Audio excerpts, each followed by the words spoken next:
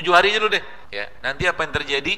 Perutnya sehat, badannya sehat, dan cuma modal kayak begini doang, dia mencegah inflamasi, kanker loh ini. Indonesia akan jauh lebih sehat.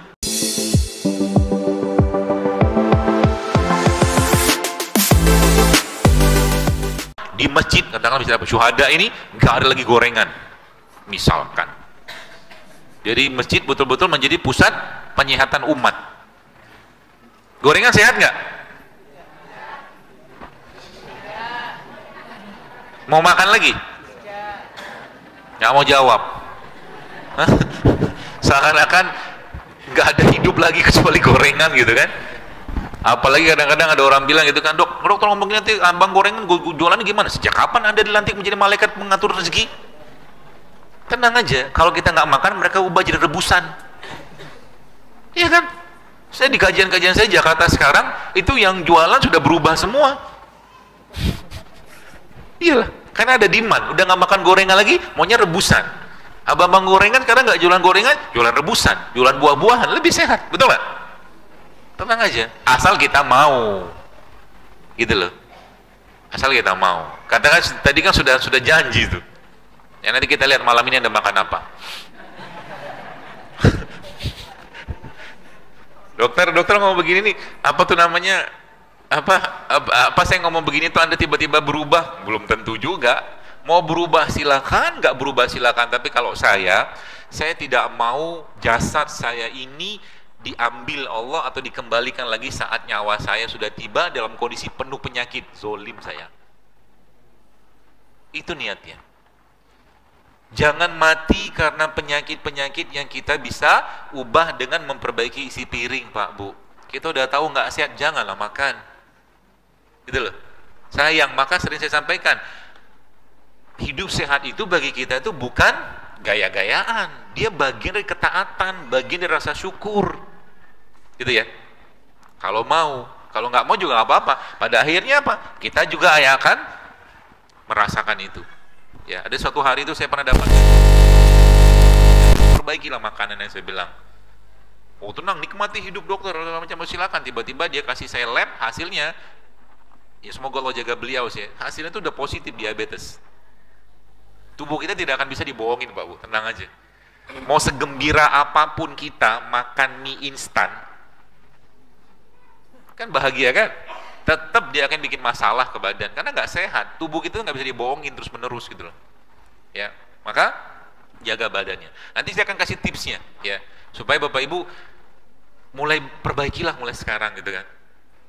Asal mau nggak? Masya Allah, makin semangat nih. Jadi mulai kita mau perbaiki ya. Syaratnya apa? Nah, saya tantang diri Anda dalam 7 hari ke depan, catat baik-baik. Dalam 7 hari ke depan Anda tidak makan ini. Titik 2. 1. Tepung dan produknya. Tepung-tepungan, terigu gitu dan produknya. Gak usah makan lagi. 7 hari dulu deh. Yang pertama itu. Yang kedua gula pasir dan produk turunannya. Berat. Salah datang gue hari ini. Tapi nanti ingat, saya kasih tahu rahasianya. Kalau udah ngerti bos kan, nanti gampang. Anda boleh makan. Ya, gorengan tuh silakan makan, tidak ada masalah. Ya. Asal apa? Anda punya 80% lebih banyak kebiasaan hidup sehatnya. Sayur jarang, buah jarang, air putih jarang, puasa jarang, olahraga jarang. Kayak gitu kok jalur sehat. Ya gitu loh. Gak bisa, harus ada aktivitas kebiasaan yang membantu itu. Ya, nah itu yang kedua. Yang ketiga apa? Tadi yang pertama tepung, yang kedua gula, yang ketiga nasi putih. Pak, Bu, ibu-ibu terutama, Anda kurangi itu, gampang hamil nanti insya Allah. Terus kalau yang sudah tua gimana? Ya tetap aja gak bisa hamil, udah menopause. Tapi ada ibu-ibu pernah cerita ke saya. Jadi ibu-ibu nih ya, akhwat-akhwat di sini, kalau Anda meskipun usia tua, tetap pengen merasakan seperti halnya masa gadisnya, Itu ada satu teknik dalam Islam yang bisa digunakan untuk merenewing gitu. Tapi ini dikerjakannya waktu muda dengan cara apa? Khitan. Khitan wanita itu efeknya luar biasa loh itu. Dia menghilangkan frigiditas, kekakuan, dan dia membuat wanita itu lebih gampang, terstimulus atau terangsang dalam hubungan seks. Dan dia seperti muda terus. Saya ketemu dengan ibu-ibu, ya teman saya juga, dia sudah menopause sebenarnya, tapi saya tanya dengan bahasa-bahasa ilmiah lah. Itu hubungan suami istri gimana? Seperti waktu gadis dia bilang, padahal udah menopause. Wasiatnya sunnah. Ya, seperti itu. Itu yang ketiga. Yang keempat, minyak goreng dan turunannya. Tahan dulu sekalian, jangan makan dulu, coba latihan. Ya, nanti apa yang terjadi? Tubuh Anda, insya Allah, ini salah satu caranya sih. Tubuh Anda seperti laptop yang di reset. Dan nanti ada caranya lagi. Saya kasih tahu ilmunya nanti supaya gampang obatinnya. Tadi kan sudah saya jelaskan di awal tentang kolbu, sudah selesai kolbu. Ya, obat kolbu itu apa? Kebaikan. Banyakin kebaikan, banyakin baca Quran, banyakin tolong orang, insya Allah kan sehat kolbunya. Ya, seperti itu. Fisiknya gimana? Fisiknya kita perbaiki dengan cara apa? Dengan cara kita ngerti apa yang dimakan. Contoh kayak begini. Anda tahu sekalian makanan kayak begini ya. Ini Masya Allah ya. Ini kalau orang-orang yang tahu ilmunya, ini bisa jadi obat, bukan obat, bisa jadi sarana kita untuk mengatasi kanker loh ini. Kenapa? Karena setiap warna yang Allah ciptakan pada mereka ini, Bapak sekalian, setiap warna yang Allah ciptakan di sini itu efeknya ke organ, ya, ke organ. Ya. Ada warna sebentar.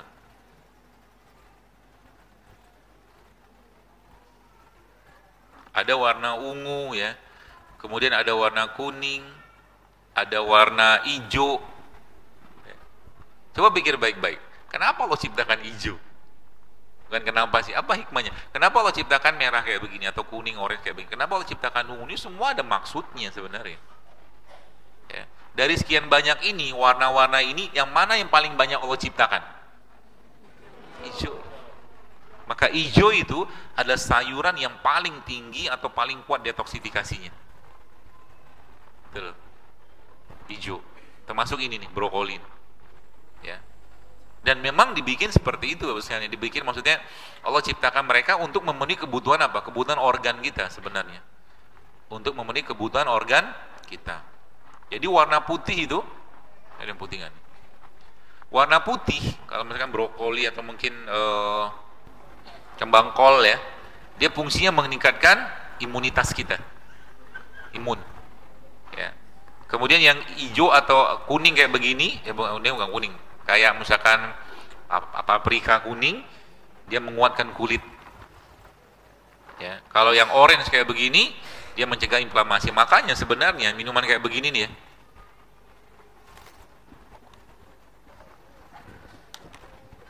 ini ya, Bapak Ibu, apa nih, kunyit. Kalau sekarang ini kedai-kedai atau warung-warung atau outlet minuman begini lebih banyak, Indonesia akan jauh lebih sehat.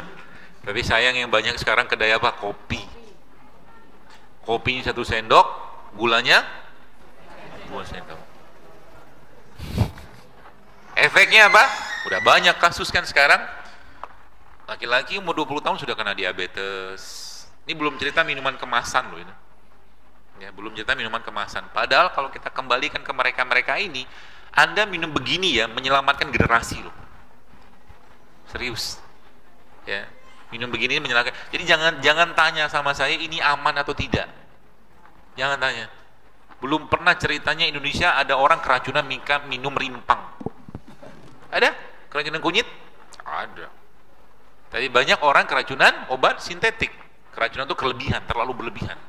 Kenapa? Yang menciptakan mereka ini kan Allah. Sayangnya kita nggak sadar tentang ini. India, salah satu negara yang sangat tinggi konsumsi kunyitnya. India. Ya. Maka di sana orang yang pikunnya lebih sedikit. Okinawa di Jepang, salah satu negara yang angka harapan hidupnya tinggi karena memang tinggi banget konsumsi kunyitnya di Jepang itu. Ya, dibikin teh sama dia, dibikin snack kemasan gitu. Dan cuma modal kayak begini doang. Ya. Ini air putih, air seperti ini, masukin kunyitnya. Kasih serai. Ya. Mau tambah jahe juga boleh.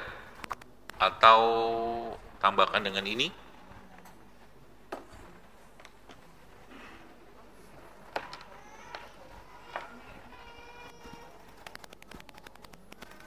Terus dikasih air panas. Mana air panas ya? Ada. Ini air biasa ya. Anggaplah ini air panas. Pura-pura.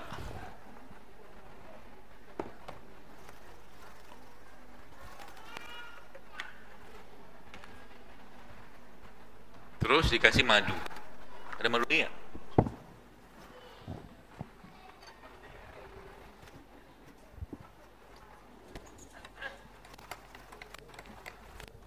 Alkisah, ada seorang ibu-ibu, dokter, saya sejak Ramadan kemarin minum ini untuk ngobatin tiroid sejak Ramadan tahun lalu. Lalu sejak Syawal itu kemudian dia cerita apa yang terjadi berikutnya, Bu sekalian. Baru kemarin sekitar seminggu 2 minggu lalu tiba-tiba dia nge-DM, sempat saya baca. Jadi kalau yang nge-DM nggak sempat dibaca, maklum aja. Terus akhirnya subhanallah dia bilang, dokter saya positif hamil. Modal ini doang. Tapi syaratnya apa? Gak ada tepung, gak ada gula, gak ada segala macam. Yang tadi saya bilang tadi itu. Dan Anda tahu sejak kapan dia menikah? Sejak 2005. 14 tahun Allah tunda kehamilannya. Ketika dia kembali ke produk ciptaan Allah, hanya butuh Allah buat dia hamil. Masya Allah, dahsyatnya ciptaan Allah. Saya kalau jujur, kalau saya bongkar-bongkaran ini kadang-kadang makin takjub gitu kan, makin takjub. Apalagi kita punya senjata, umat Islam itu punya senjata yang luar biasa untuk detoksifikasi, namanya puasa. Itu kalau dipakai, Allahu Akbar, mungkin ya saya katakan akan banyak laki-laki perempuan yang perutnya sehat, badannya sehat segala macam, plus juga dengan begini-beginian.